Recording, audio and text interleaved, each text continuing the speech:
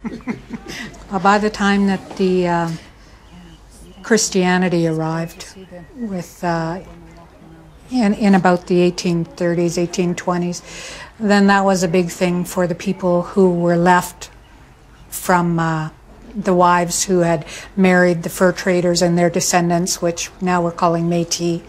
So then they had to, they were being discriminated against for their color and for their lack of Christianity, and they weren't married by a proper church. And for William Cochrane, one of them, was he Anglican or? Yeah, Anglican. a church missionary society. Yeah, church missionary society. So he says in this book, for Cochrane, the process of civilizing the Métis population, and he termed them the progeny of the adulterer and the whore.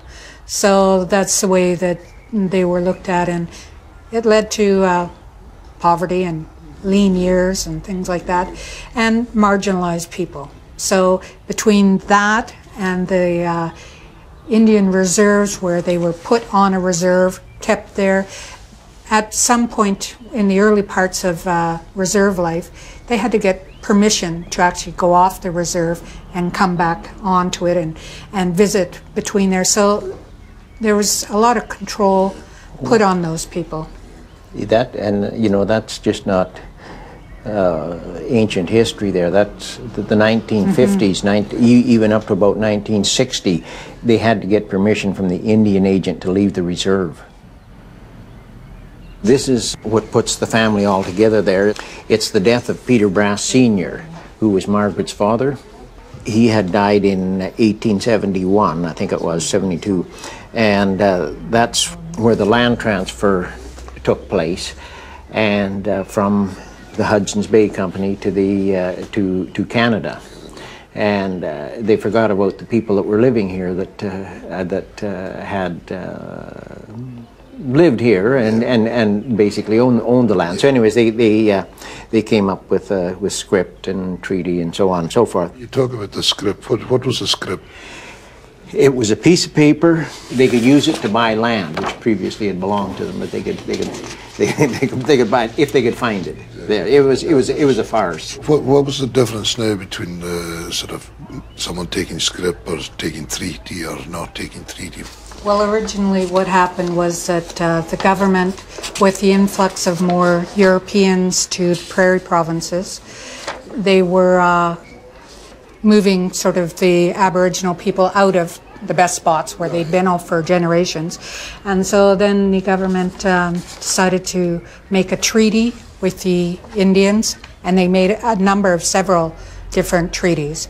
A reserve was set out with a certain amount of land for each family, and it was surveyed out there, and it was a communal property. You couldn't own the property, and you couldn't sell it. like today, you can't. As a status Indian, you can't go to the bank and say, you know, will you loan me $5,000 there on security of my land, because they don't own the land. The band owns the land.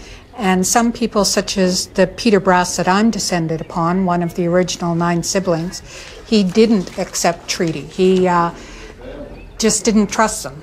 And there's a story that was told to me that he figured that the provisions that were being supplied would be tainted with smallpox or something, so he didn't want to accept the government's treaty. My great-grandfather, William, he has accepted treaty.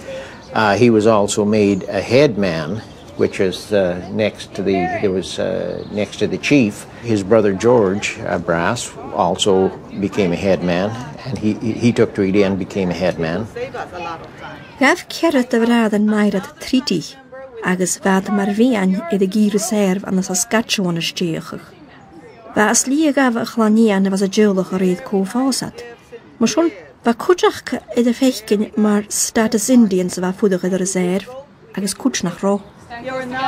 One of the biggest regrets, you know, I've had was that I didn't do this a long time ago, because my father's sister Mary Ann, my auntie Mary Ann, she was always getting on to me, you know. It's a shame now that I didn't do it 10, 15 years ago, but Well, the generation about that, and like my father and generation before us, I think they were, especially here, there was so much racism that they were really trying to, they didn't talk about their past or their roots or anything like this. So a lot of people are saying now, when I've met them on the internet or when they've emailed me, is that they wish that they would have had that information as well.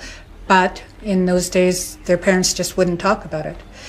And my dad said he couldn't be Indian because, and he'd pull up his pants, look at how white my legs are. And he used to get very upset if I said that he had any Indian blood.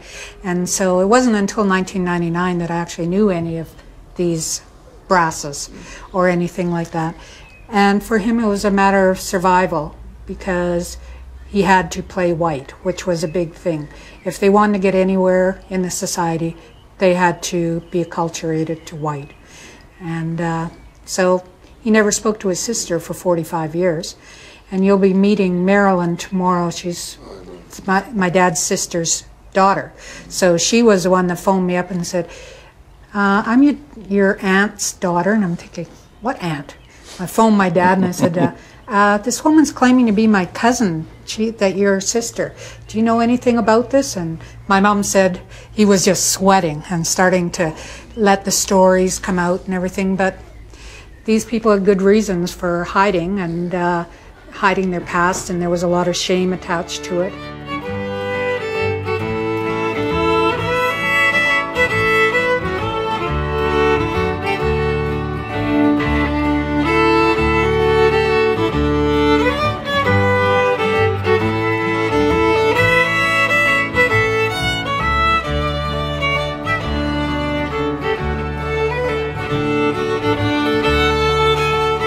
With Chanada dói cruinneach gan a Carsten at sa bheith Iain an na Vancouver.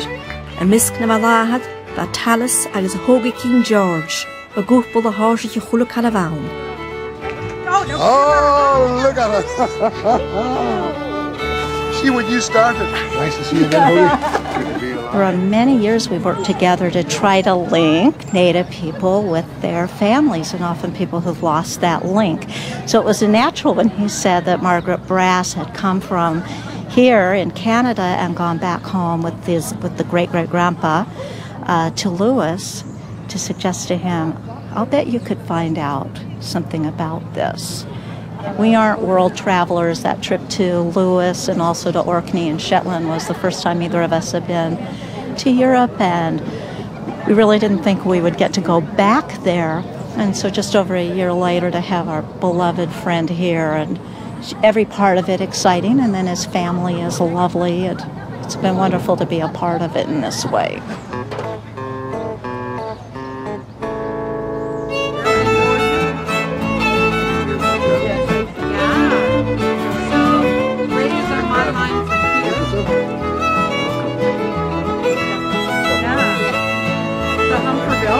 Hi, so, Rob Humperville.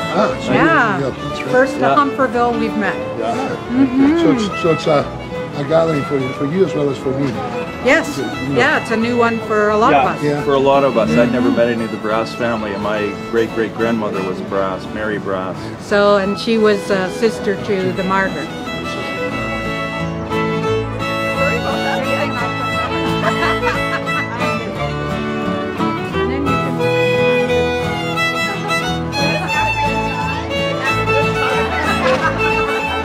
How you doing? Just fine.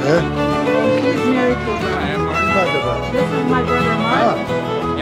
It's so good to have you and to meet you. It's good to be here. And you look like one of us.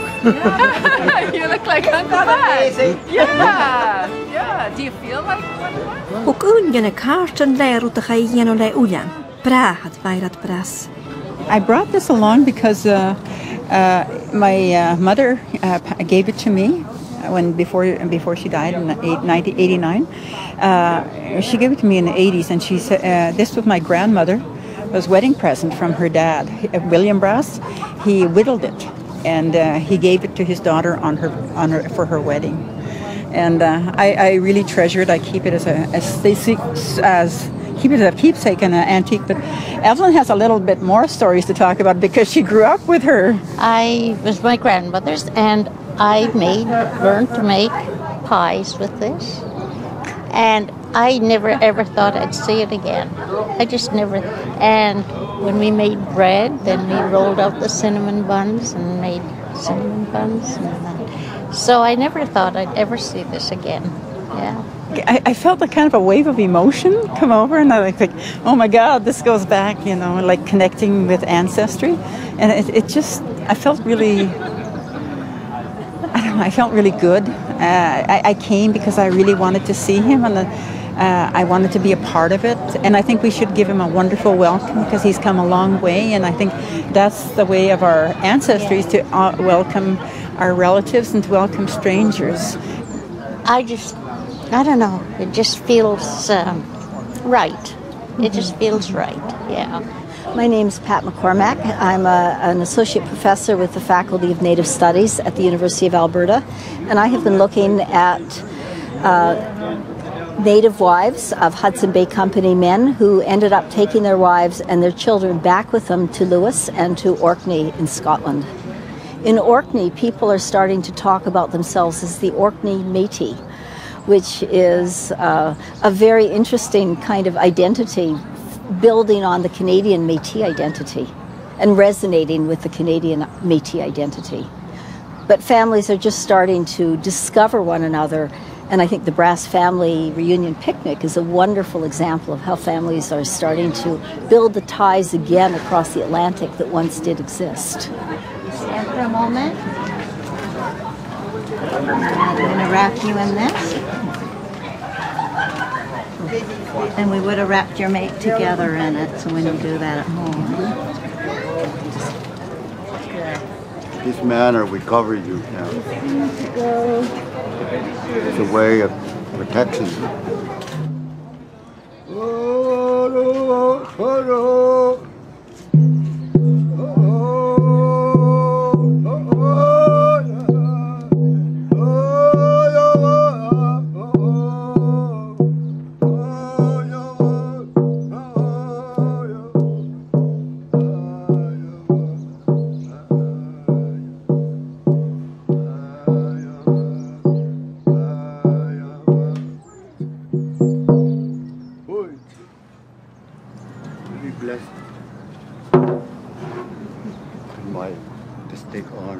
Thank you. I'm Marilyn Iwama, and my mom is Colleen Brass, and her brother is Bud Brass. And so Janice, who's been one of the movers and shakers behind today, is my cousin. Our parents were brother and sister. And Peter Brass, number 3, Margaret's brother, is who our line descends from. And I'm just looking at Peter's picture from his 102nd birthday, and I think that's when he died, was about then.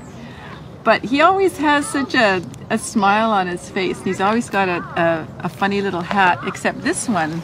This is when he was 2 years younger, and he looks a bit older, maybe because he doesn't have his hat on. So I found Janice because our parents, I knew that my mom had a brother, but she was really ashamed of the fact that she was First Nations and she wouldn't talk about it, and I guess I forced it out of her in a rather unkind way, and it was a really hard time in our family. But I called up Uncle Bud because there aren't that many Bud Brasses in the phone book, and I knew he wouldn't be one of the ones that lived on the reserve, so I picked one that was in the west and called him up, and he was okay about it. He was pretty excited about the call, and he said, by the way, I've got a daughter and she lives in Vancouver, and I was living in Vancouver, so I called her up, and the first thing she said was, "Are you Indian?"